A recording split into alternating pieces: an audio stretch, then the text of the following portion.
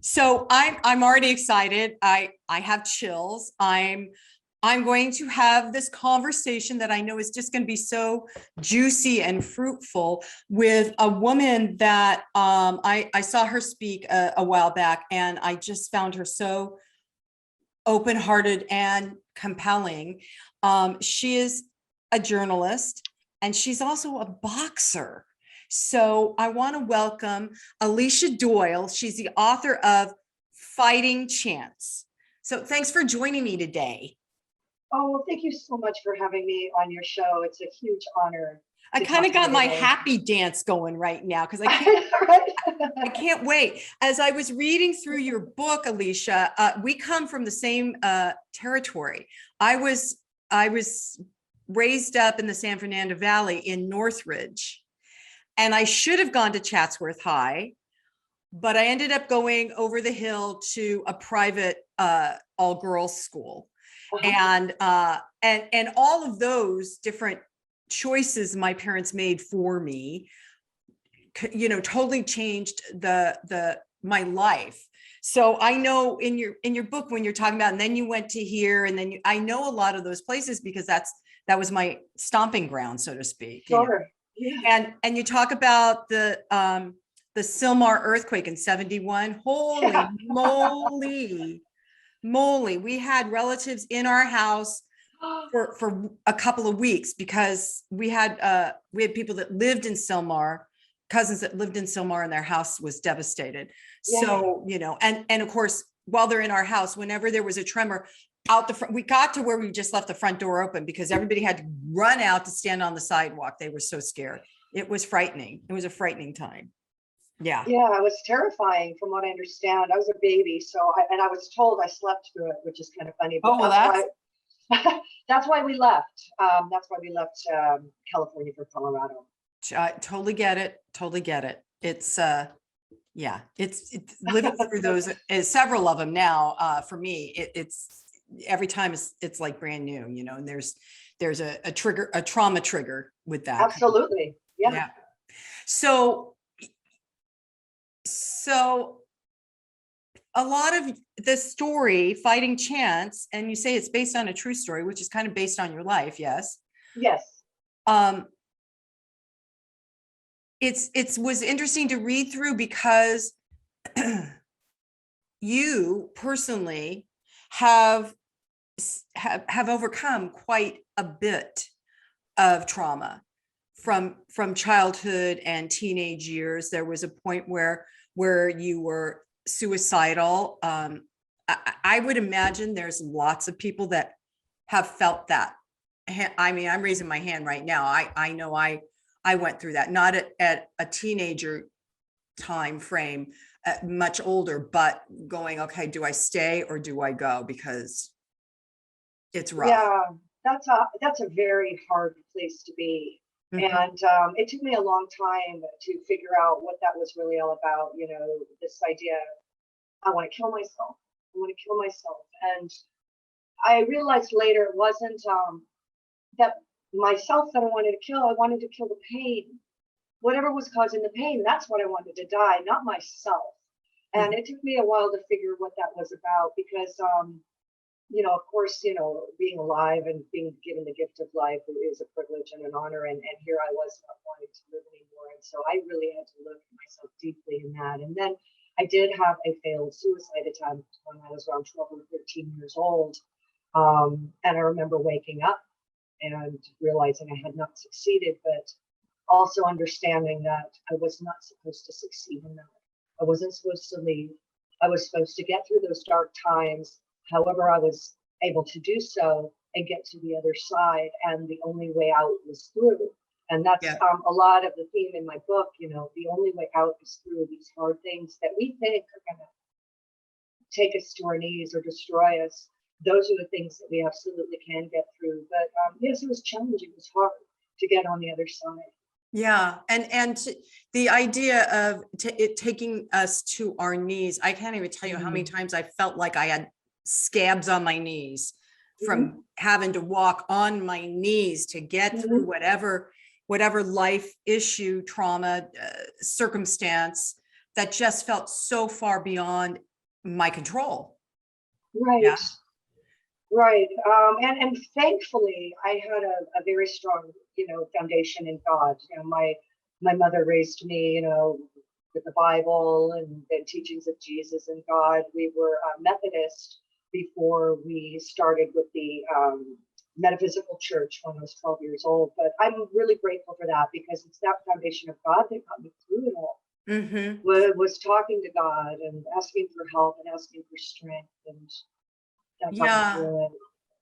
Yeah, I hear you, because I really believe, my personal philosophy is that we're never alone, and that there is such Yes. an expansive, I like to say, source energy that that is always available if we put our attention there, Yes. not putting our attention on the circumstance that we want out of. I'm currently walking this right now in my personal life, everybody, the thing I don't want to be in. And yet the more I put my attention on it, the more miserable I become, right? Yes, of course. And to move that attention in Yes. onto it's like flipping it from anger and fear to love. And that's the thing this whole pandemic hopefully is teaching people, is not to be in fear of COVID gonna get you, or in fear of those people out there going to whatever, or the anger that it all brings up, but really doing the mirror side of it, which is to be love, and to love ourselves first through that circumstance, through through whatever the trauma might feel like, or the emotions might feel like, to love ourselves more. Yeah. Absolutely. It all started with self-love, and that took me decades to figure out that it all started with me and loving myself. And then once I got to that place, things would unfold a lot easier, because then I had enough to give away to others. But it did start with me. And if I wasn't, and yeah, when I realized, wow, I don't love myself. Yes. My self-esteem is low. And then looking at just the facts of my life, my career, my job, having good-looking parents, being born with certain genetics, one would think that I was happy and had everything. And that was interesting as well, was like, wow, these people, they think I'm this person. They don't see this woman going home crying her eyes out every night. Yeah. Praying for strength to get up the next day. So I had to really look at that and ask myself, why don't I love myself when I knew God loved me? When I knew that, and really just getting down to it, like, and yes, peeling back those layers, looking at all the things in the past. It's like, okay, all right, well, it would make sense that these things caused me to not love myself at all. But then I became an adult, and I was like, okay, that stuff's over. So, and I'm still being triggered, and it's still there. And I had to work through that in whatever way I could, and in some roundabout way. And I don't believe it was an accident. That's when boxing came into my life. That's when boxing found me. And it was completely unexpected, but that was the beginning of me learning how to love myself. Boxing became my salvation. And I do believe that had boxing not come into my life, I probably wouldn't be here today. Yeah, I hear that. And I remember that you've said that once you started, when you found that you were constantly dealing with your inner demons whenever you would get in the ring, of the fear of losing, the fear of all those things. So can you speak a bit about that, and how, because I think that, well, sorry, Alicia, but I think that there's so many women especially, and you got into boxing at in the 90s, right? When and I was 28 years old, which is late for athletics, but at the time there were only a few hundred women in America boxing at the time. There weren't that many of us. So you were part of that cutting edge, or leading edge, a wave of women stepping into arenas that men had mostly dominated, and that right there would bring me to my knees, That was remarkable, and I was very, very lucky. And because when I got into the sport, and I was working as a reporter before I ever stepped in the ring, or before I ever put on a pair of boxing gloves. I was reporting and doing stories on this boxing gym for at-risk youth. And this was an assignment story I didn't even want to write initially, because Uh-huh. I used to view boxing as the dark side. I did. I didn't want to have anything to do with it. And when this assignment was brought to me, initially I said, I'm going to give it to a sports writer. This is not the kind of story I write. But the woman that called me to ask for coverage said, you don't understand the story. This is a boxing gym for at-risk youth. These are kids that are really troubled. They got a lot of challenges, and this is the place where they would go, where they would be loved and feel like they had a home, and where they were loved unconditionally. Now they Hmm. have now they have nowhere to go. They're going to be running the streets, causing trouble, or they're going to be hurting themselves. So that just piqued my interest. At-risk youth. I went on, and then I went on assignment reluctantly to this boxing gym that had been destroyed by El Nino rains. That's why it was destroyed. This was back in the 80s or 90s. And then when I met the man that owned the gym, the gentleman that owned the gym, Robert Ortiz, he was one of the nicest human beings I've ever met in my life. And I just couldn't ignore it. And once I met him and saw the size of his heart, it opened up my heart to just explore this world of boxing. This world that I saw was so violent and so dark. It turned out to be one of the most beautiful things I had ever written about, because of the children, the lives he had changed, their parents, their caregivers, these coaches, all these amazing coaches and trainers that I got the opportunity to meet. So that was really my introduction. But yeah, getting into the ring and fighting, I still have not put on a pair of boxing gloves. I had reported on that gym for over a year before I started boxing. And what actually got me in there that day was I had a really bad breakup with a guy who punched me in the face more than once with a closed fist. And needless to say, I was pretty angry about that. So the next day I went to the gym, and because all I wanted to do was hit something as hard as I could over and over and over again. I was so angry that this guy hit me. I was angry at myself for allowing it. I was angry at myself for getting into this relationship to begin with, and that Yeah. I had become this statistic. And so, yeah, I just wanted to hit something as hard as I could. So I'd go into the gym, I'd put on some gloves, and all I knew was that for that hour that I was hitting that bag, all those thoughts and all that pain and all that anger, it was gone. And the reason why was because that workout was so hard. I had no space in my head for anything else. And what was terrific was that hour of not thinking about the being beaten. It was a respite. It was a respite from my pain, a respite from my own anger. But the minute I stopped hitting that bag, it all came flooding back. So the next thing I know, I'm taking 2 or 3 of these classes back to back in a row, 6 days a week. That's how much anger I had inside.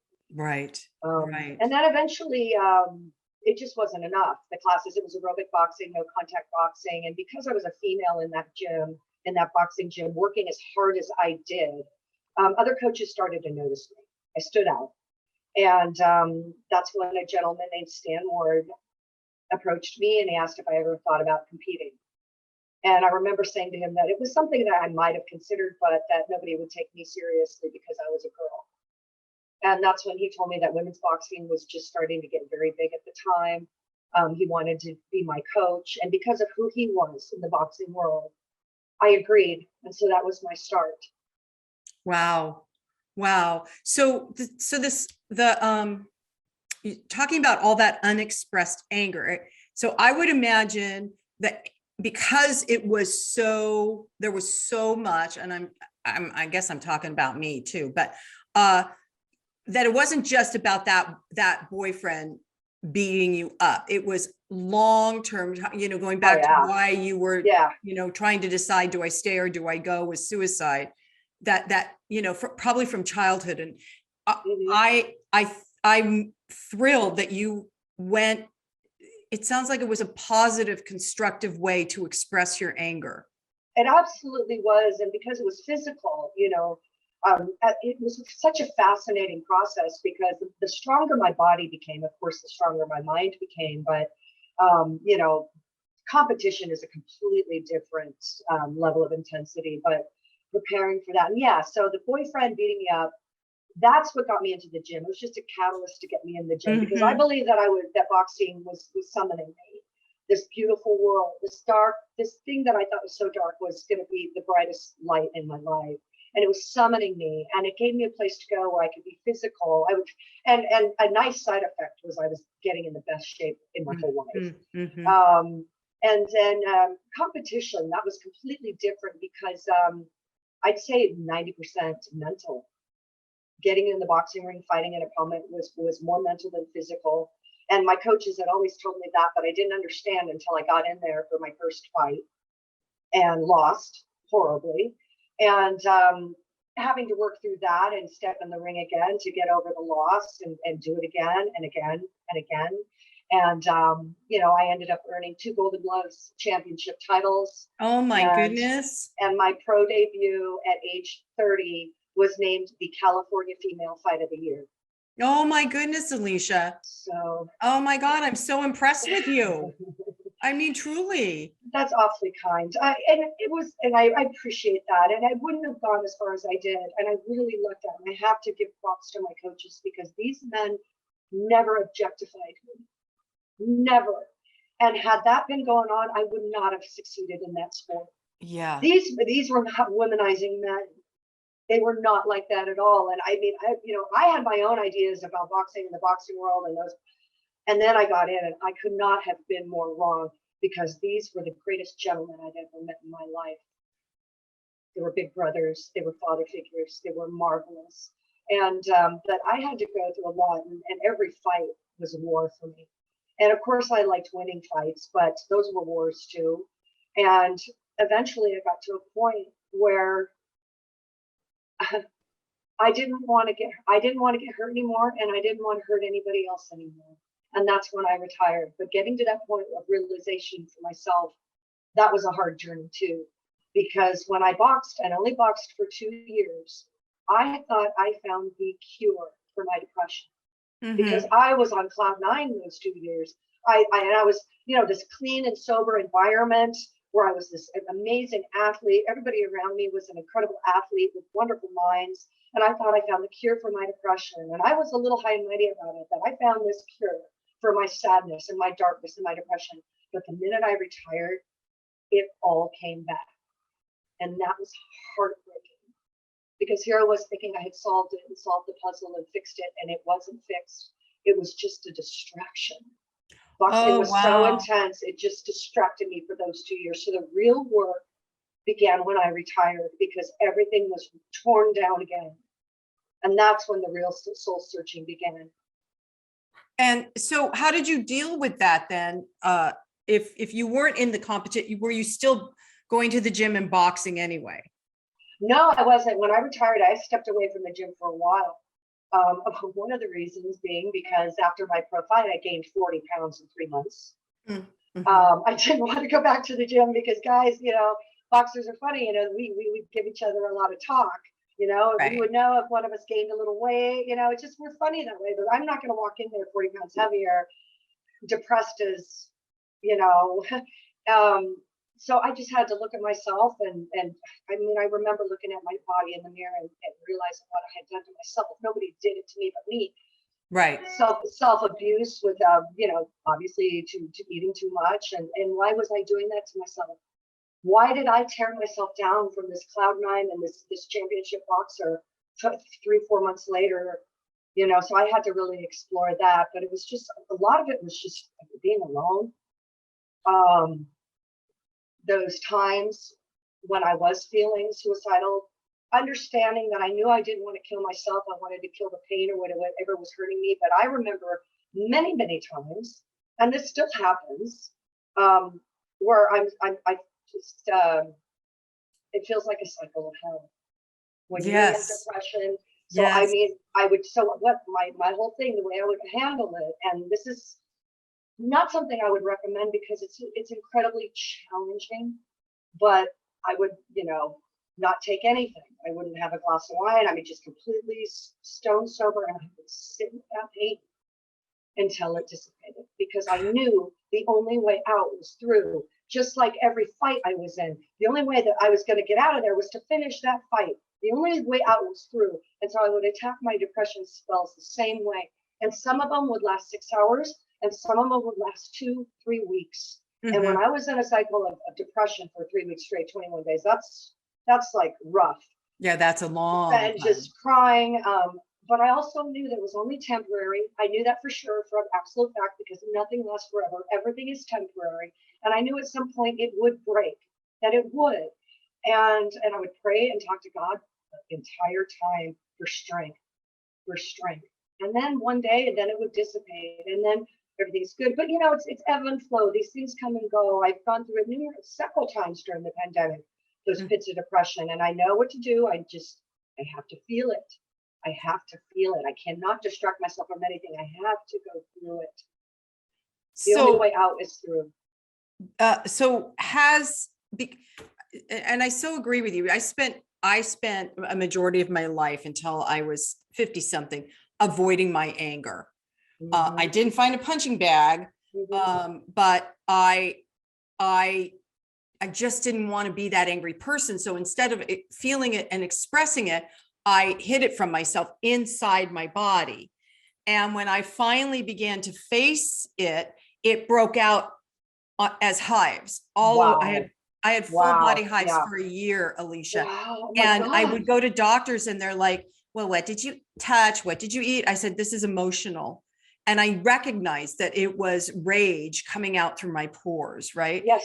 And and I want to share these stories with any of the listeners, because if you are not facing your pain, and it doesn't mean that you have to wallow in the pain, but you've got to at least acknowledge that that's how you're feeling, instead of stuffing it with food, alcohol, Hmm. Hmm. distractions, which we Hmm. all have been taught to do, right? You have to be carefully taught how to do those things. And yeah, and I understand why society, wants us, and we're constantly fed this stuff. And I used to buy into a lot of it too. And these people aren't wrong or evil. They just think that it might work. But yeah, like I had to, and this was a big part of it. I had to learn to love that dark side. Oh my I goodness. had to love that dark side. The especially, and I call them, and there's a part of my book I talk about the heartbreak pieces. That we're all a puzzle. We're all this beautiful mosaic of a puzzle, but we all have these pieces that they're heartbreak pieces. These are pieces of the puzzle that we just want to throw away. We don't want to Yes. stick them in there. We would just rather toss them out. But the thing is, if we don't hold on to those pieces, the puzzle is not complete. And I came to realize that if I didn't learn to love those heartbreak pieces and those dark pieces, that I was never going to move forward. Those dark pieces, all that stuff that happened to me, the stuff that almost broke me, that's what made me who I was. That's what makes me who I am. And if it wasn't for that stuff that almost destroyed me, I would never have been a champion in the boxing ring. I would have never been a great journalist. All those coping mechanisms and surviving all that trauma is what made me strong. And once I got to that point, and as hard as it was to look at those things, it not only it helped me forgive, it did help me to forgive. And I'm not going to lie and say, I forgive everybody and they'll happy. I'm still pretty angry. Still, I'm human. I am still working through some of it, but the dark pieces, the heartbreak pieces, I learned to love that part of myself, because those are the most awesome pieces about myself. And anybody out there too who is listening, those pieces of yourself that you want to suppress or throw away, that's what you got to love, because it's a part of you and it's what makes you who you are. And I love that Yep. analogy about wanting to throw the pieces away, but Yep. without those pieces, you're incomplete. That's right. That's a wonderful analogy, because, and I just walked through this myself. It's so interesting how I get to have these conversations, and it often reflects what I've been walking through myself, because I do a daily spiritual practice where I meditate and I drop in, I align with what I choose to call a high frequency of love. And then I ask myself some questions, like, what do I need to know, or what, or I just claim I want to understand, or I ask my heart wisdom, and just say, I'm listening. And these dark pockets within me have been opening up. And again, I've come, and of course, I'm a little older than you, Alicia, but Oh, I've thank you. come I've come to this awareness that I have to love those pieces, like you're talking about. Yes. I don't have to, I choose to love those pieces anyway. And it's not about discarding them, but it's about learning how to integrate them so that the whole person can be seen, right? And heard, so that the whole person, Susan, can have a whole experience of life, not just, okay, today I'm happy, but so the pain comes up, the pain has to wash through, and those dark pockets, I'm hearing they almost need to be honored. Yes. Our culture has gotten to where the things that don't look right? The things that don't look the same should be eradicated, right? The things, the people, hello, shouldn't be allowed across the border, blah, blah, blah, blah, right? But those are the things that those are those dark pockets of me. If I honor that within me, then I can honor anyone I meet and their darkness, because it's like you said, it's just a piece. It's a heartbreaking piece or pieces of who we are. And the people that can love beyond that, like you're saying, love yourself through it, you become a healthier person. Have you found that those depression times have diminished enough? Yes, they diminish, absolutely. And now I'm like, I can feel it coming on. I can kind of detect what'll happen. They don't last as long as they did before. When it happens, yeah, I call it the circle of hell because it feels like hell. But I also know it's only temporary. And something I do as well when I'm there, I'm in that place of, look, I don't want to be here anymore. I'm going to check out. And in that place of extreme vulnerability, I'll go to the mirror. And this is very hard sometimes. I will look in the mirror, into my own eyes, and I will say, I love you. I love you. I love you. I love you. I love you. It is really hard. It's really hard. I just, one of my students sent me an article today. I can't remember what it was on, but it was about a man who was driving his kids to basketball practice, and he saw this person standing on the freeway overlook, right? And the man definitely knew this kid was suicidal. And so he pulled over, he had his daughter's call, he got out of his car and slowly approached, and he was asking spirit, he was asking, what do I do? And he heard loud and clear, you love. And he opened up his arms and he just loved this person he'd never met. And the guy was sobbing on the freeway overpass, and he just loved him. And as he approached, he said, I love you, man. I love you. I never met the person, right? I love you. And that arrested this individual from committing suicide. All of a sudden, somebody was approaching him in an atmosphere of love, not asking questions. Why are you up there? What are you doing? Come on, get down. But I just love you. I see you and I love you. And I think that is like you looking at yourself in the mirror and saying, I love you. It is extremely vulnerable. And that's powerful medicine, because we all just want to be seen, right? We all just want to be loved. And if we have damage from our family of origin, our childhood, our teacher, whatever, let's face it, once you've lived in a few decades, you're walking around with a couple bags of damage, right? But you can release a lot of that by facing it and Yes. self-loving, not self-medicating, but self-loving. Yeah, absolutely. And it's really like, it's so, I remember thinking like, wow, like this is so simple. And I made it so hard, but it's really not that hard. It's just simple. And then, and then looking in the mirror and saying, I love you. And then, sometimes I'd be standing there for half an hour and I'd crying and saying it because I didn't believe what I was saying to myself, right. And I had to ask, like, what is that? And then it'd be like, God loves me. That I know. And I always known that I was never alone. So I do have that spiritual foundation, thank goodness, because if I didn't, I don't know where I would be. But, it's just that. And then the upbringing and the spirituality, just understanding that we're never alone. But yes, when I'm, of course, everybody knows, when we're on point and we're happy or in a good mood, like, we're better for everybody. We're better in the world. Right. So, I still go through it once in a while, but it doesn't feel quite as debilitating. And I know it's part of being alive. That's another thing. It's part of being human. It's normal.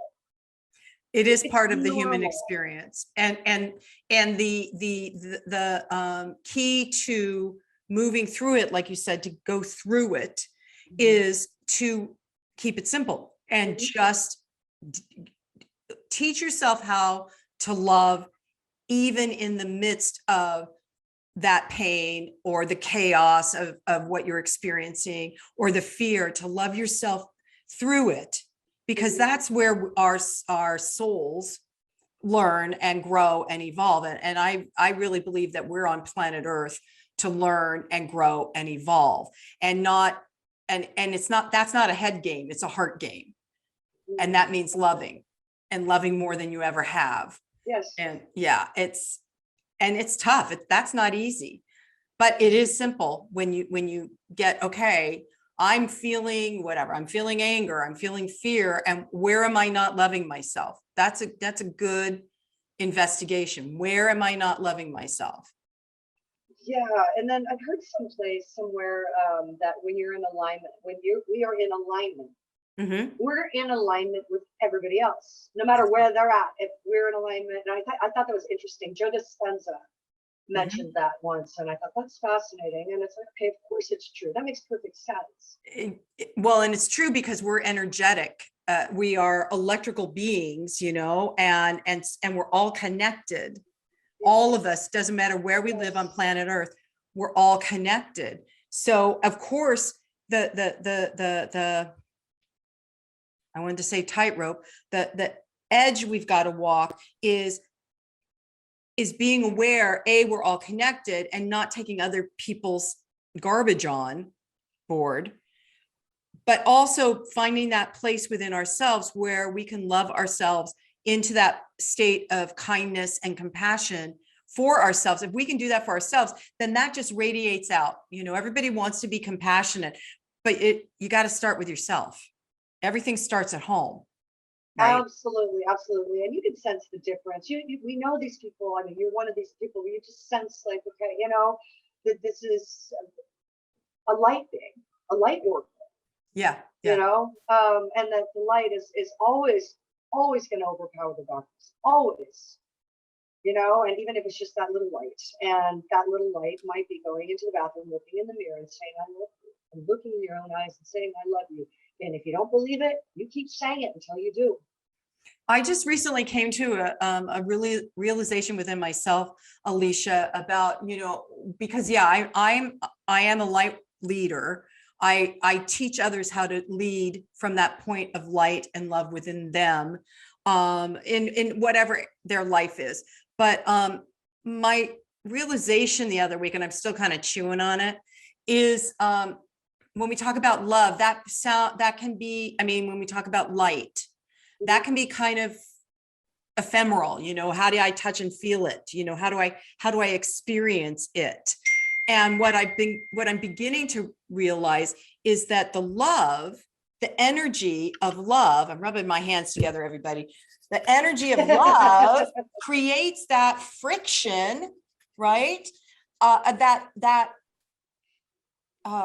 electrical connection that illuminates the light. So you don't ever think you can just go right up to light.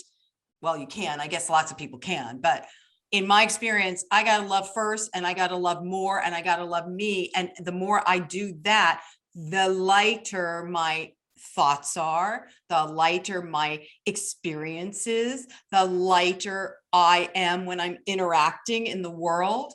I'm not stuck in my head. So so I don't know. I think maybe it's activating the love within that then illumines and brings that light out further. Absolutely. That makes perfect sense.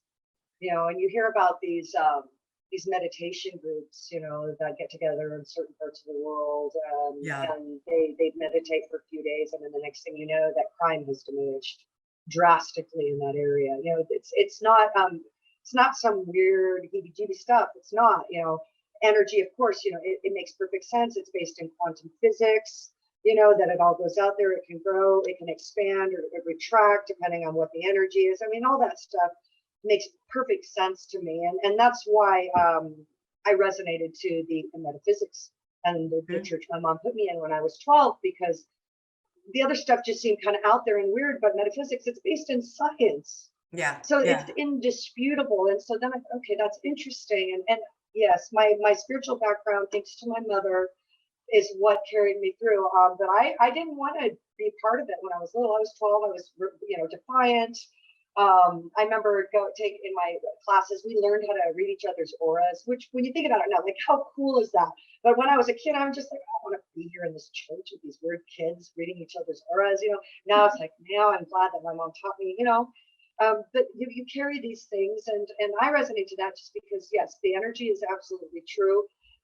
It's also kind of a double-edged sword, because I know when my energy is poison. I know it because I can feel it. I'm in my own body. I feel it.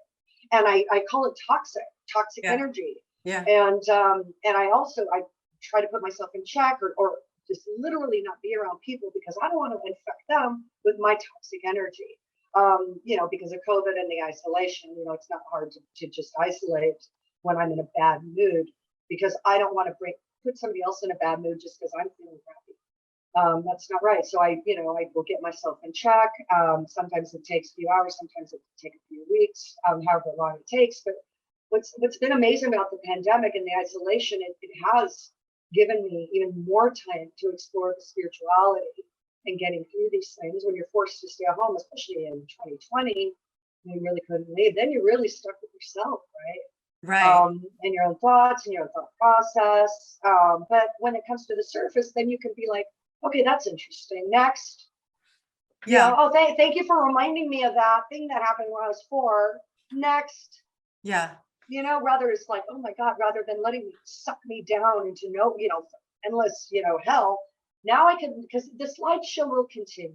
It doesn't just disappear. I Right. get slideshow. Remember when that happened? Like, that was really messed up. Remember this, and this is stuff we're talking 4 decades ago. Yep. So Yep. when it comes up, and when I'm in a strong place, and I'm still training my mind to do this, it's something that I have to create as a habit, so that it becomes automatic. It doesn't mean it stops. So now when it comes up, it's like, okay, thank you for sharing. Right. Thank you for sharing. That's over. And it's good that you're noticing. It's good that you're noticing and allowing those pieces, those broken pieces, to just kind of move through. You don't have to go down the rabbit hole with each piece. And Correct. lots of people think that you do. Yeah. And when I'm feeling strong, I don't go down the rabbit hole. I cannot always avoid it. Yeah. I'm just being completely honest. It's not like every time. No, like it happened just last week. It was like, wow, why? Why did you remind me of that? I talked to God. Why did you remind me of that? But then it's just like, okay, this is good practice.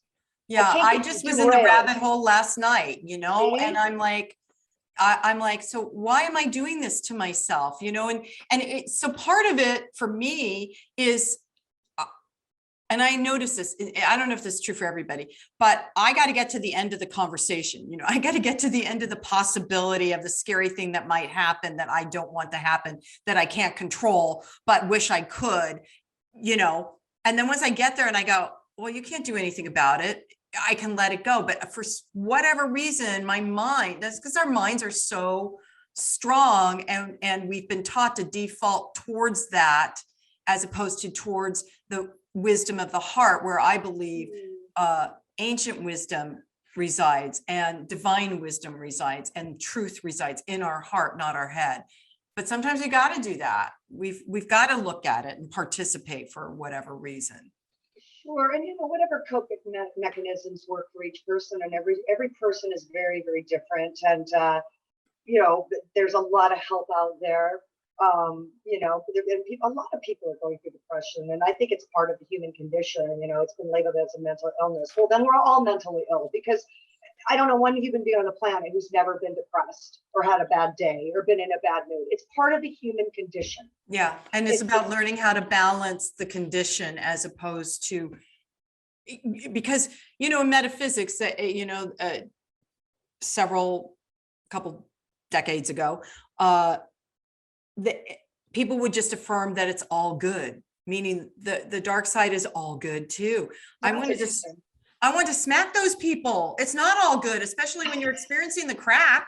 It's like, no, it's not all good. But the more I investigated my spiritual connection and practice, I realized it's not all good. Like you were saying, the darkness within isn't always all good. We can learn from it. We can embrace it. We can begin to learn how to live with it, but it's not all good. And when somebody says, oh, it's all good, you know, I just had a shitty day, it's all good. Oh my, I don't know.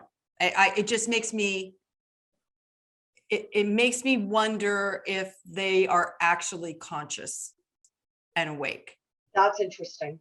Because it's almost like it's a spiritual Band-Aid. Oh, it's all good. I'll just, like affirmations. Oh, I'll just, the Post-it notes, I'm putting them on my head, everybody. That's what I'm doing. And I have affirmations everywhere. I have them on Post-it notes everywhere. I created an inspirational card deck of affirmations I worked that are really wonderful, but it's not to do the affirmation so we can bypass the experience, like you've been talking about, Alicia, of facing the pain, of looking at yourself in the mirror and saying, I love you.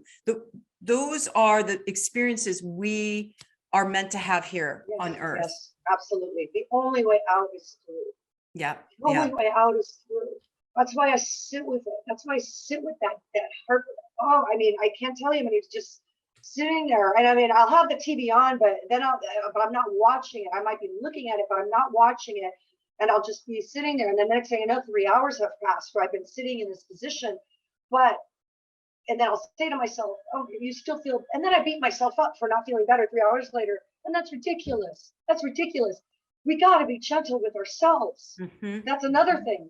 Gentle with ourselves. Be gentle with ourselves. So I don't yell. I try not to yell at myself anymore because I'm already feeling bad. I don't say, okay, get out of it. You know what?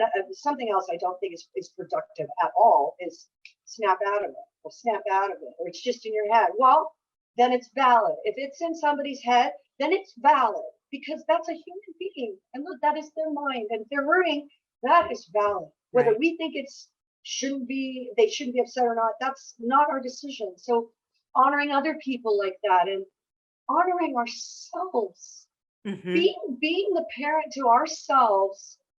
Okay, so if your little child is crying, a good parent or good guardian or good caregiver would embrace that child and hold that child and say, everything's going to be okay. Everything's going to be okay. Love you. Everything's going to be okay. We got to do that for ourselves. Yeah. We got to do it for ourselves and honor when we're upset and honor it and own it. Be like, I'm upset about this and it's okay. It's okay because I'm upset. Don't let anybody brainwash you into thinking that you have no reason to be upset. That's none of their business. If you're upset, it's valid. Yeah. And then go from there. And then once you love yourself. Yep. You love yourself. It's going to be okay. Be gentle with yourself. Yeah. My mom used to tell me I would take things so seriously. I was too sensitive, which was basically telling me what you just said. It's all in your head. It's not, it's not worth it. Don't, or whatever. Instead of just listening and loving me a little bit more on that particular day, in that particular moment, because that's what I needed. I think you're so right on about that, being gentle with ourselves and loving ourselves. And that's actually very powerful medicine. Yeah, well, what you just described is a form of psychological abuse. And my mom said those things to me as well. But I also understood much later in my life that my mom was taught a certain way as well. Right. My mom was only doing what she knew how to do. And it was something that I had to figure out for myself. But when you say to somebody, why do you feel that way? I mean, it's like, you're basically telling them that who they are and everything they are inside is wrong.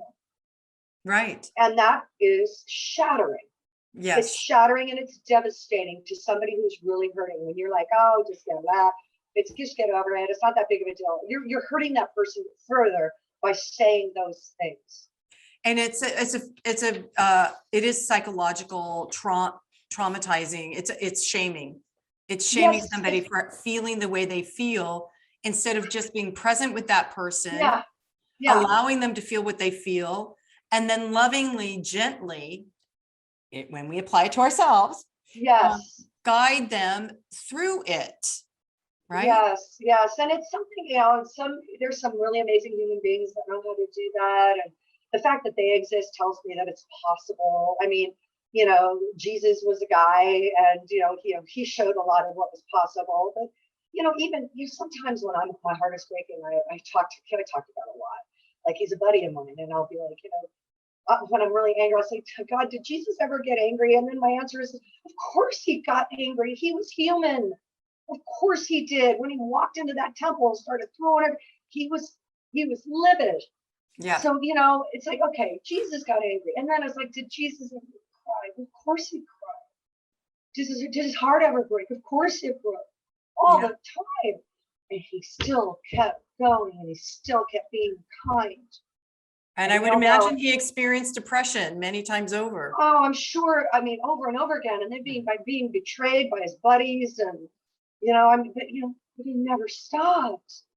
And that gives me a lot of strength. I go to him and I think about him a lot. I reflect on him. But yeah, I mean, the human condition, the human journey, it's remarkable and amazing and painful and beautiful and ugly and exciting all at the same time, and it's like, and we're all here for a reason. I know that for a fact. We are all here for a reason. Otherwise, and I know that because you're here. Yes. Yeah. That's why I know you're here for a reason. I'm your reason because I'm here. Yeah. Yeah. Yeah. We serve a place and a purpose, and God and whatever loves us. Mm-hmm. You I know, absolutely agree with you. and we Yeah. do have free will. Yes, we have free will. If we ask God for answers or universe for answers, God will give us answers and show us stuff, but we still have free will. Mm-hmm. And and then we might make a choice with certain results that are undesirable. All that means is we make another choice. It's not the end of the world. It's like, okay, this choice brought this result. We didn't like that result, so I'm gonna make a different choice. But we got to stop beating ourselves up for that too, for our choices when they turn out bad. No choice is bad. No decision is bad. I do not believe in regret for anything. I don't regret anything because every decision I ever made led me to where I am now. And I think that my advice to everybody out there, please don't regret anything. Love everyone, every decision you made, even if it brought an undesirable result. It brought you to another place of understanding and you did learn something. Yeah. I totally agree with you. So Alicia, you're so passionate. You're like my peep, you're my, because I'm passionate. So we could just go on and on and on for a long time. Gosh, it's been an hour. I know, but so maybe you come back and we continue this conversation because I love it. I think for people that are listening, some of the things you've talked about today about the heartbroken pieces of yourself and not throwing those away so that your puzzle can be complete and going through the pain because that's the only way to get beyond it and facing yourself and loving yourself. These are spectacular things because these are the learnings of what you learned in your life. And I'm so grateful. I'm so grateful to have met you. I'm so grateful that you wrote this book, Fighting Chance. I think everybody should get it and read it just because it explains so much of your personal journey that's really becoming, which has always been very light filled, I think, Alicia. So thank you so much for being who you are and continuing on and bringing inspiration, especially to the at-risk youth that you have been working with. Thank you so much. Oh, thank you, Susan, for giving me an opportunity to share this with you. And I hope it helps some people out there. And I want them to know they're not alone. Nobody's Yeah. alone, even if you feel you are, you're not. And, everybody's perfect. You're perfect exactly how you are. There's nothing Exactly. to fix, nothing to fix. Exactly. Well, so is there a website or something if people want to find out more about you or the work that you're doing? Yes, absolutely. I invite people to visit my website. It's really easy, aliciadoyle.com. aliciadoyle.com. And if you have any questions for me, or if you just want to chat, or you need some moral support, you can send me an email through my website at aliciadoyle.com. I respond very quickly. But the best thing about Fighting Chance are the dialogues and the emails I get from the complete strangers. I love those communications about how it helped them, and I believe that that this was given to me for a reason. And the book, I was Mhm. supposed to write this book because Fighting Chance. It only took me 2 decades to write that book because Oh, I'm 51 years old now. I retired from boxing when I was 30, so and it came out 2 decades later in 2020, right before the pandemic hit. And when that happened, I knew that that's exactly the time it was supposed to come out, and that's why it took exactly. 2 decades. Exactly. Uh, Exactly. Well, thank you again for spending time with me and our listeners. And I look forward to our next conversation some point Me in the too. near future. I'd Right? love that. I'd love that. And yeah, I mean, if we can make it so people can even chime in with questions, because I love answering questions. I love talking about this stuff. Thank you for giving me an opportunity to talk about this, because I'm so passionate about it. But like you can't talk like this with everybody, Right. as you I hear know, you. right? I So hear you. thank Yeah. you. Thank you for that. So I'm just going to end today with, and so it is, namaste.